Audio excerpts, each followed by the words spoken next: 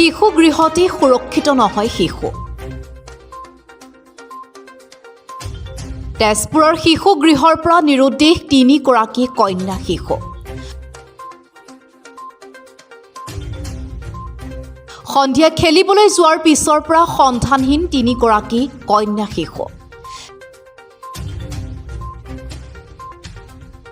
তেজপুৰ লালমাটি আৰক্ষী চকীৰ অন্তৰ্গত লালমাটিত অৱস্থিত অসম চৰকাৰৰ ৰাজ্যিক শিশু সুৰক্ষা সমিতি অসমৰ সহযোগত শিশুৰ ন্যায়, শিশুৰ যত্ন আৰু সুৰক্ষা আইন 2015 চনৰ অধীনত চলি থকা স্নেহা বন্ধন শিশু গৃহৰ পৰা যোৱাকালি 3গৰাকী শিশু নিৰুদ্দেশ হয়।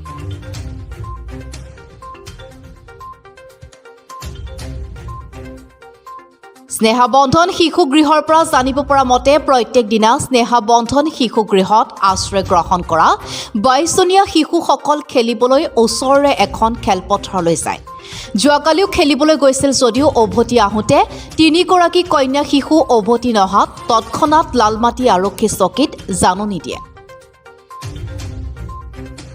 জাননীত উল্লেখ কৰা অনুসৰি নিৰুদ্দেশ হোৱা শিশুসকলৰ ভিতৰত এগৰাকী ঢেকীয়াজুলিৰ, এগৰাকী ঠেলামৰাৰ আৰু এগৰাকী ডিমাপুৰৰ বুলি জানিব পৰা গৈছে।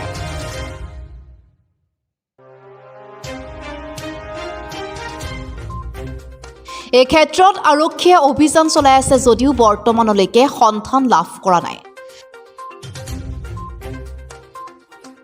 লক্ষণীয় কথাটো হ'ল যে স্নেহা বন্ধন শিশু গৃহত কিমান সুৰক্ষিত আমাৰ শিশু। কি ব্যৱস্থা গ্ৰহণ কৰিব সেয়াই হ'ব লক্ষণীয়।